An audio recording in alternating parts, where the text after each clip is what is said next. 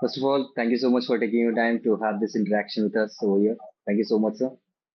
And Yeah, thank you for having real greetings from the education post. And you took such precious time of yours for this interaction. Really an honor.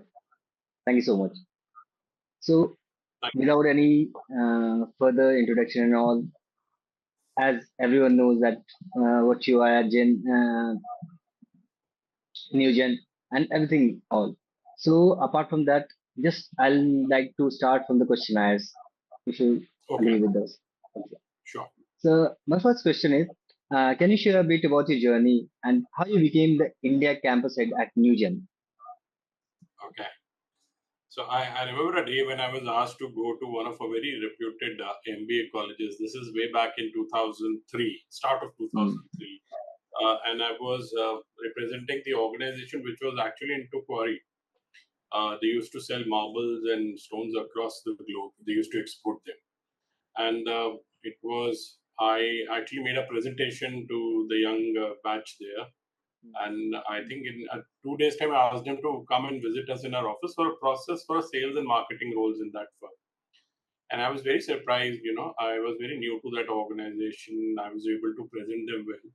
And I knew that out of, 30 odd students that I was make a presentation to, 15 to 20 were there for the process. And I was mm, very excited in terms of there's a selling involved in other functions. There is a part of selling which is there in campus as well, wherein you go and sell the organization and ask students if they would like to willingly start their career with the organization that is represented. So I think that's my first exposure to campus hiring per se. And mm, from that day onwards, when I joined NewGen Software Technologies, from days when we were only 30 or 35 odd people to days when we have hired 450 or in some years 900 as well. I think journey has been very, very enriching. And what really stood out for me and things that really engaged me to this platform or this domain was getting a chance to interact with the young generations. I've seen the Gen Zs to millennials to now also witnessing the growth of Gen Alpha. And there's a mm. whole new different world. And like organizations, I remember the times when organizations were going to campuses and students used to chase the organization. From the times it's Mm. organizations that are changing the There were times. candidates. So world has changed a lot, and I think I got really cued into. There is a flavor of selling here. There's a Mm, flavor of chasing and chasing numbers as well. So I think I enjoyed throughout, and I continuously look forward to my interactions with this young. I get to interact as industry mentor. I get to interacting with the inducting batches. So in all those platforms, the journey has been enriching, and rest all followed being the India campus head and leading this initiative from scratch, making it a program, giving it a program shape to bringing it to this mm. level wherein 50% of hiring that happens is happening from campuses. Definitely. So basically, I was also the part of millennials, so I can understand better because I've also seen the changes in the world that's happening, like Gen X over here, Gen Alpha are here, Gen Zs are here. So I have also seen Right. all those things, all the changes that I've seen. I know. I know. So thank you for sharing about that, sir. And my next question is, how has your role at TEDx speaker as a speaker? As I've seen that in your profile, you mentioned that you are a TEDx speaker, and I know that you are a TEDx speaker. So how does that? How has your role at TEDx speaker influenced your approach to HR mentoring? I think to start with, being a TEDx speaker has been the most humbling experience of my life till date. And the biggest challenge or the ask of being a TEDx speaker is to bring your authentic self to front. Mm, In terms of you cannot really, bring something that you don't know. You got to really dig hard within yourself, deep within yourself, and try to bring something which is very authentic and probably at the core of you so that mm, you can inspire others, the audience, and engage them together. And I think that's what has been the key learning of this platform, wherein I say, if you have to really bring change in others, if you really want to inspire others, you've got to be true to yourself. The ingenuity or those who are not genuine, I think that's not where you will be able to engage well with the audience. So TEDx has been a real good journey, and I think I've learned a lot as an individual, as a professional, and there is so much that all of us have to offer. That's the best part.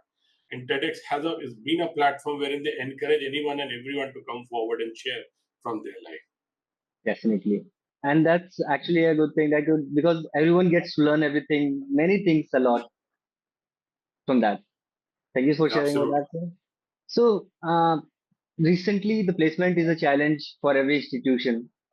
So, how have placement trends evolved over the past decade uh, in the technology sector in India and any other sectors? What factors have driven these changes? So I think from student, as I mentioned, changing companies, chasing companies to industry chasing candidates, I have witnessed this from engaging students to their entire journey, not from the time when they're appearing for the process, but from the first year itself, so that organization can leave impressions in their minds, so that when the final year comes, they can sit through their processes. I think lot has changed even in technology sector, and Mm. considering the kind of dynamics involved in technology, because it don't take long for a technology or a technology stack to become obsolete, and so that you got to continue visiting campuses and ensuring that curriculum is very much in tune with what is industry asking for, and also ensuring that learnability of the students is very high when it comes to migrating from one technology stack to the other. So I think a lot has changed in terms of the words like hiring for curiosity, hiring Mm. for energies are not mere words. These are where hirings are happening. I know organizations who are hiring on attributes like integrity. So technologies can be learned. Probably these kind of traits, depending on, let's say you're aspiring for being a cybersecurity professional or a banking IT professional. These are the traits that everybody requires. So focus from hard core skills to the soft skills in terms of engaging students from the very first year to ensuring that they have the experience of the lifetime whenever they're engaging, be it the pre-interview stage or the interview stage and after the offer stage. So it Mm. has been a very, very challenging and very, very exciting journey all these years. The talent landscape as a whole has changed. Specifically in technology sector, a lot has changed. I have seen the game from volume hiring to niche hiring, and Mm. everybody asking and for the best of the talent to come. So you have seen this crazy salary ranges that has been offered to very base minimum salaries, and depending on what students are aspiring. So it's been a pretty Definitely. interesting, and I must say that it's still a very transforming stage. It's still in transit in terms of the kind of changes that are coming in. Colleges are becoming obsolete. People have started focusing beyond pedigree also. Mm. I'm not really interested how good you look on CV, but will you be doing that, implying and manifesting that good in my organization? Organizations are also starting looking to. Some of the organizations have also, taken experiments like hiring people with having backlogs only, and they have produced some real good. So some Mm. only hire for motivation, some only hire for the desire to contribute, and things like that. So it has been a very evolving space, and it has been a very, very challenging and dynamic space to be in. Definitely, sir. You mentioned the most important point that I actually wanted to share about it. That most of the people they look into the CV that how good your CV is, but they don't look at the person that what desire does he have to work. So it all No, depends that's on, changing. That's yes, sir. That changes a lot of things. So most of the colleges they just rely on theoretical learning, not majorly on practical learning, and especially not what the industry demands. They don't Mhm. much focus on the industry demand. So what are the most critical skill gaps that are identified between the recent graduate industry requirements, and how can any educational institution adapt to their curriculum to bridge these kind of gaps? Absolutely. I think the concern around this aspect has mostly when the colleges or the educational institutes start focusing on ensuring that how much, what a percentage gets the job at the end of the day. Hmm. So I think there's a whole debate that is happening around whether education is igniting or tempering imagination. That's where the concern is, because at the end of it, either crammers or people who are only can uh, produce what they have read and can't think beyond the box are the concern for industry, whether they can apply themselves well or not. As I mentioned, industry focus has always been of here and now, but education always prepares students for tomorrow. So that is where the gap is. It is good or bad. I am still not very sure, because industry may ask them to only focus on things that industry may be doing or a company specific must be doing. But for a student, he needs to focus on building a career, not just becoming job ready, but industry ready as a whole. So there's a lot that needs to be done, whether in terms of, develop skills, focus on the fundamentals that you have. So obviously try things out beyond curriculum also. Do certifications, extracurricular activities, and be ready for the organization that will be coming for. So tweaking curriculum, I'm not very sure how well it may help, but yes, adding diversity to the single disciplinary approach and to taking it to multidisciplinary approach, like introducing some electives as the credit points in the subject or curriculum may help. And obviously industry exposure, your real-time internship experience, your real-time problem-solving ability get you to foot. And mind you, students need to be very well aware of the fact that this is not just a regular run-of-the-mill educational course. This is a professional course or a degree that they are pursuing. So they're a professional from first day itself. They need to start applying. Not theory. If you're very good in theory and not good in applying, I'm really not interested. You may be a 9-pointer on your CV, but when I ask you a question just beyond your curriculum and you fall flat, probably you're not the candidate we are interested in. Definitely, sir. So, my college, when I was in college, the same thing was happening. Like they used to teach me the traditional. I'm a mass commerce student from St. Xavier's. So basically, they used to teach me the traditional things, that how television works, how newspaper works, but they don't teach us the way that the organization is working right now. They rely on social media more. They rely on uh, uh, internet more than any other thing. They rely on digital platforms. But we are educating with the theoretical things, with the traditional media and newspaper and all. So these are the things that we should be avoiding in the curriculum Right. activities. So I was actually a student. I was also a fresher. So as an interviewer, just tell me, what are the most common mistakes that a student makes during the campus placement interviews and any kind of interviews? Okay, I think what student most of the times lack, they can't apply themselves very well. They do not have much of a relevant internships experience at times. It is only theory that they can, and that too also cramming. If you ask them a very simple question at times in terms of introduce yourself, they have rehearsed a para. And if you have they stated their name in terms of hi Prabhav, they will still start from the my name is Prabhav Anand, because we have already discussed that. So it Definitely. appears that they've all rehearsed well and they can't have a discussion. Normally, the hiring managers or interviewers wanted to have a discussion, but they are so looking for in terms of the kind of questions that may come in. Some I also worry the kind of mistakes that I've seen students doing. Some of the very bright students in their 10th and 12th, because they wanted to get other experiences like extracurricular or doing other activities, they start having decline in their academics, which is not a good thing.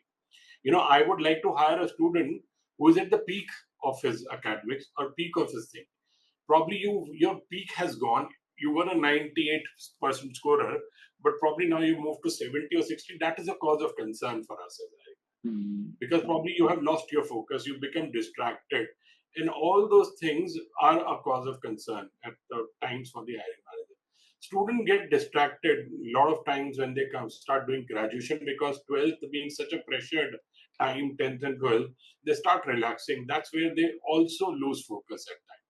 I think Hmm. they need to be more aware that they need to be very, very hands-on while applying the theories that they have learned, or the theorems that they have learned, and logics that they have built in classes to the real-time environment while they're facing the interviews. Thank you. So, as you mentioned about the internships, that the student should do the proper internship and some kind of experience they should be having. So, how do internship and prior work experience influence the placement success of a student in India? So I think if I talk of technology campus, let's start with technology. Mhm. Having an internship and solve some real-time business or a world problem does give confidence to the hiring manager in terms of the guy has really applied himself beyond curriculum. And if you're Mm. able to articulate and explain in terms of how did you navigate that journey, how did you solve that problem, and what are the real-time gains for the people for whom you solve that problem, that gives confidence in terms of Mm. that you're not a mugger only or a crammer who have done this course. You have gone beyond something which was required. Like a lot of hiring managers get very intrigued that someone has cracked some hacker ranks or things like that, or some hackathon, things like that. Those are real-time experiences one must have. So internships do add value. And if I talk of MBAs, I think those who are having work experience and then Mhm. opting for MBAs, I think in today's day and age make a lot of sense because they really know what do they want to sharpen while pursuing MBA, the things that they would like to explore or deep dive into, and that readiness or that understanding of the context of business and then absorbing the knowledge gives them the whole new advantage compared to Definitely. those who were not clear after 4 year or BTech degree what they need to do. They jumped into another 2 year degree, and then after that also most of them did not have the clarity of in terms of where this direction or where this career is going. And that's a very lose-lose option for both recruiter and as well as the candidate. Definitely, sir. Thank you for sharing this. It will help a lot of students to gain more practical knowledge, more than theoretical knowledge. So, Absolutely. so can you highlight some successful initiative that you have led to improve campus placements at NewGen? Yeah, I think a lot of them, as I said, in terms of I have some real good 2 decades of experience in this space itself. I remember there were times that we at NewGen were popular by the kind of process one has to go through while applying for NewGen process in campus. So Hmm. all the nerdies and geekies used to get attracted to the fact that if you have in you, then you should crack NewGen process. But if you cannot, then it's not for a start. You also get popular by the fact that how difficult the process is for a company to crack. Students get attracted to that fact. So from there to moving on to hiring masses, when we were hiring for our delivery teams or our service delivery teams, there we were hiring volumes. Then we were focusing on both the good technical acumen as well as good com skills and application part of it. So there again we changed a lot of things in terms of how best can I identify people who can express themselves well. And when I say express, I'm not really restricting it to English fluency per se or English language per se. As I feel lot changes when somebody, and it is expected out of anyone that if be it a guy from interiors of India or from metro, that acquiring a language skill is the big manifestation of your cognitive ability, and it is Definitely. no difficult. I do understand there could be a mother tongue influence that will be there. Hmm. So we have moved from the time when communication was rejection criteria to communication becoming a selection criteria and allowing students the internship model that was introduced for 6 months before they're joining, that really helped shape up students and make them learnability ready, and we making an informed call at our end as an organization to make them join after having a good understanding of their learning abilities, from engaging them from first year till the time and having problem statements ready for us for some cadre. Really, that is the kind. You just can't hire them not knowing what they will do. They all of them Hmm. are very smart and they will ask you from a first day itself, tell me the work that I need to do. And if they find a discrepancy in between what was told in the pre-placement talk and not shared after the day of joining, they get disgruntled, they get Hmm. disillusioned, and they get distracted by that fact. And they will feel they will not engage well with the organization. So you got to engage well both with the internal technology community within the organization and external ecosystem from let's say TPOs to the student communities and ensure that you are offering them something which is win-win proposition. Hmm. Industry has to offer something which is not very only favoring or serving industry, but has to ensure and serve the greater good of the academia as well. And hence, it has a wherein mutually synergized programs is being created. And as I see, a lot of things have just started happening. And I'm very hopeful that from tomorrow and in future, there are a lot of engaging and very in-depth learning programs will be run with the academicians or students from let's say second year or third year. And a lot of Hmm. organizations have started depending on the life cycle that they are in, the kind of courses that they're offering, the kinds of learning track that they have designed is very good for the industry and as well as for the student community. Definitely, sir. We are hoping so that things happens. So, but the concern, a major concern is most of the students during their placement seasons, they somehow get a kind of like reference or something. So most of the students don't get their reference for their first job. So what are the primary challenges faced by students from rural or underprivileged backgrounds in securing their placements? And what strategies can be employed to overcome these challenges to ensure a level playing field? Like many of the students which are underprivileged or from the rural background, they don't get much of a placement. They are not able to secure their placements. So, what strategies should be there? I think lot is changing, and it is companies who are reaching out to tier 3, tier 4 cities also, and they are trying to enable. And thankfully, if you really look around, technology has been ever pervasive now compared to what it used to be previous year. Hmm. And thankfully, technology has been experienced uniformly across stratas and societies and regions in India as such. So there is what has been experienced, let's say, in the interiors of India is experienced in the even in the metros. So there's no change, and that exposure is huge, even for the people who appear or maybe underprivileged in terms of exposure that they don't get. But I don't think so. As I said earlier, there are a lot of recruiters, a lot of hiring managers who are willing to hire someone who have that hunger, who have that willingness, Hmm. who have go all out to prove his point and worth. And there are many recruiters who are very, very happy hiring them. And that's the reason they are reaching out. And thankfully, the COVID allowed us to, start navigating our journeys to even tier 3 cities, which was not earlier. So the remote and hybrid possibilities have allowed students to engage from those levels also. So I think a lot is changing, and thankfully changing for good. And there are all kinds of role available. And the underprivileged, as you mentioned, are someone they're very, very prepared compared to most of them who are very, very privileged because they take things for granted. For those who are underprivileged are more ready. They comes with more fire. They gives you continuity. They gives you longevity, and they gives you ROI or for the investment that organization makes in them. So any kind of message that you have for any institution to get their students industry ready and all? Yeah, so I think all the institutions start needs to ensure that they are working very closely with industry to start with. They are making some very informed and very meaningful programs with industry. They need to ensure that their students, rather than getting just the theory or the just the bookish knowledge of the subject, get the real time exposure. So there are a lot of institutes that I'm aware of are doing a lot of work in this area. There are a lot that is being even discussed about, and I see that we are soon getting into a next orbit of industry academia, wherein institutes will be ensuring that they take the curriculum pieces and make that elective in their subjects and offer. So I think probably, let's say, most of the institutes I hear have started talking out that last year as a whole, which is last 12 months of the degree, should be industry experience. How well that if those kind of things can be experimented and practiced upon, it is a very, very good proposition for students as well as the industry both. So I think Definitely. somebody needs to get on to, and I think one of the other important things, academia needs to ensure that industry folks get on to their faculty, get on to their academic institutes, and start teaching students.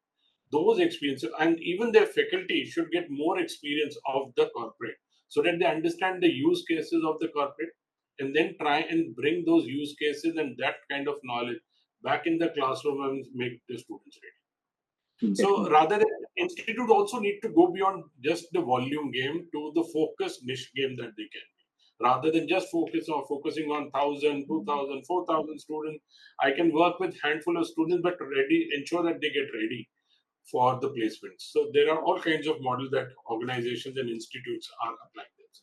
Yes, new needs are both ways. There are some who are only interested in volume games, industry as well as academia. There are some who are only focusing on niche hiring, and there'll be all kinds of needs that are available. So prepare them Definitely. accordingly and make an effort and ensure that students get the exposure of a lifetime while studying in the colleges. Definitely. So thank you so much for sharing this. I hope all the institutions get followed by these kind of insights and they try to follow up and give the best to their students. So my last question, the final question. Please share a memorable success story from your experience in mentoring students or managing placements.